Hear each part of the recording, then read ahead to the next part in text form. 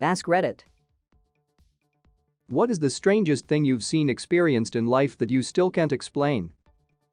This was about 20 years ago. My teenage sister was talking to my mom and me in the living room one afternoon. She gets a weird look on her face, stops mid-sentence and says, "I have to answer the phone." It wasn't ringing. My family, like everyone, had a landline phone in the mid-90s. It was wall-mounted in the next room over, the kitchen. As she walks toward the kitchen, the phone begins to ring. "Hello? Yes, this is she. She never talked like this. Yes. Yes. Okay. I will." She hangs up the phone. No goodbye. My mom and I are pretty unnerved at this point. "Who was that?" We ask. "Who was who?" She responds. "On the phone." We say. "When was I on the phone?" She replies, thinking we're full of it. She had, and still has, no recollection of what had just happened. I think about it constantly, 20 years later. Edit. Clarity. Then who was phone? Nosferatu? So you're making out with your girl and the phone rings. You pick up and the voice goes, "What are you doing with my daughter?" You girl says, "My dad is dead." Then who was phone? Mom. So I'm walking to work. I'm 21. Old man passes me who I've never seen before. He stops me and asks, "Excuse me, TIAT 323, do you know where the nearest chemist is?" I'm wondering how the hell he knows my name. I'm not wearing my name badge, I'm on my own, so he can't have heard someone call me it, and I've never seen him before in my life. I think I must have misheard him. I tell him the directions and then clear as day he says, "Thanks very much for your help, TIAT 323, have a good day." At this point I have to ask if he knows me from somewhere, but he looks very confused and says he doesn't. So basically random old man knew my name. Met my friend's new girlfriend and we both felt an instant connection, non-romantic. We knew each other, but from where? Started guessing from where we work back through older jobs, then neighborhoods we lived, back through school. Finally arrived at the hospital we were born at. We were both born at the same hospital, but that wasn't too odd since there were only two local ones. Kept going and were born on the same day. Never found any other way we were connected to explain the feeling we both had. We must have really bonded in that nursery. DNA tests have gotten a lot cheaper recently, you should check to see if you're related. Even if you don't believe in sibling mind meld stuff, she could look very familiar to you in your mind because your brain has subconsciously detected visual similarities between you and her, small enough that you don't even consciously recognize it. Be careful though, what you discover could lead to a very awkward Christmas dinner. Please post back when you get the test as well. Not as awkward as it will be for the lady who just found out she's engaged to her half-brother. In my childhood home, I used to hear the sound of touch typing coming from our computer downstairs when no one was there. Also the sound of the mouse furiously clicking. Thought I was going nuts at first. But then other family members eventually admitted to hearing it too, and we just learned to live with it. Sounds like dad has been sneaking downstairs at night to browse some unsavory sites. In high school I made my room in our partially finished basement for several years. I'm the oldest of four and wanted my own larger space away from my siblings. It was a fairly large house but laid out pretty simply, rectangular footprint, 2-story, plus basement, stacked staircases in the middle of the house. Being in the basement you get used to all the sounds of a house, noises from the house settling or wood creaking with temperature changes, people's footstep patterns and certainly staircase utilization. You can easily discern direction by the sound. On several occasions late at night I heard someone use the main staircase, coming down from the second floor, and then heard footsteps into the kitchen, directly over my room. I would go up to get a drink and see who was up only to discover nobody around. After the first time it happened I would also go upstairs to the second floor to see if anyone was awake and wandering, in an attempt to rationalize that maybe I was mistaken and the sound was someone going upstairs. This was also not the case, I would never find anyone awake.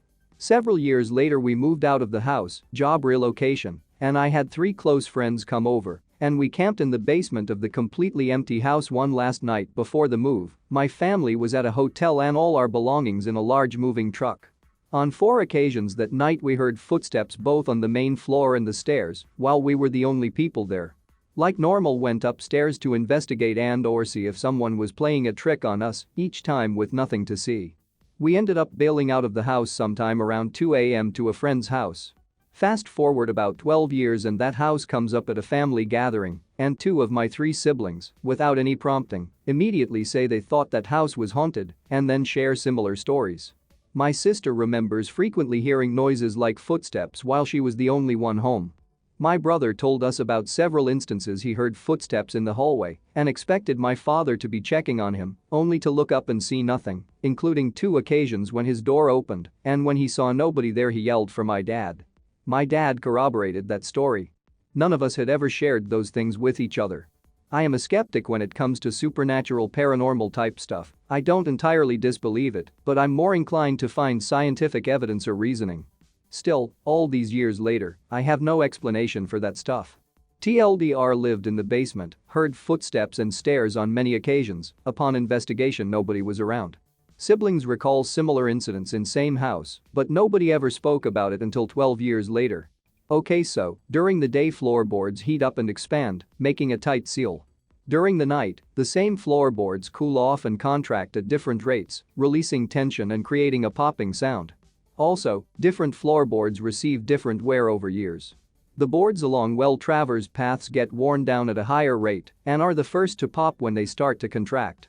One pops releasing the tension, then the next in series pops, etc., down the entire path like dominoes. It makes it kinda sound like someone walking, and your brain identifies something like that and thinks, someone is going to the kitchen. I know that because every other time I hear this, it means someone is going to the kitchen. Then you go up to get a sandwich and no one is there, so you start to think maybe it was Ghosty McGhostface instead. Got up at like 5 a.m., took the dog out and was smoking a cigarette. Suddenly the dog comes running back to the house whining and scared. I looked over at the corner of the house and saw a small like 312-ish feet tall humanoid with a hunched back, totally bald and moist looking step out from corner. It turned and looked at me. I just watched it, then it turned around and walked back behind the house. Never saw it again, no idea what it was, but we had a big yard with a 6-foot wood fence and no neighbors, so I'm pretty sure it wasn't a person, and the way the dog reacted was uncharacteristic for him. Spent a week in the Highlands of Scotland with his 3 brothers, their wives and kids. We rented a building at some huge house in the middle of nowhere. If you've been to the Highlands, you'll know what I mean. This building had 3 floors, and we were all on the 2nd floor watching TV. My son was about to go for a cigarette downstairs. He opens the door onto the hallway and stops. I can hear someone sweeping downstairs as we all stood and listened. We all heard it and crept downstairs together. No one was down there. The next night I was on the top floor in the bathroom. Someone walked down the corridor and stood outside the bathroom. I could see their shadow under the door.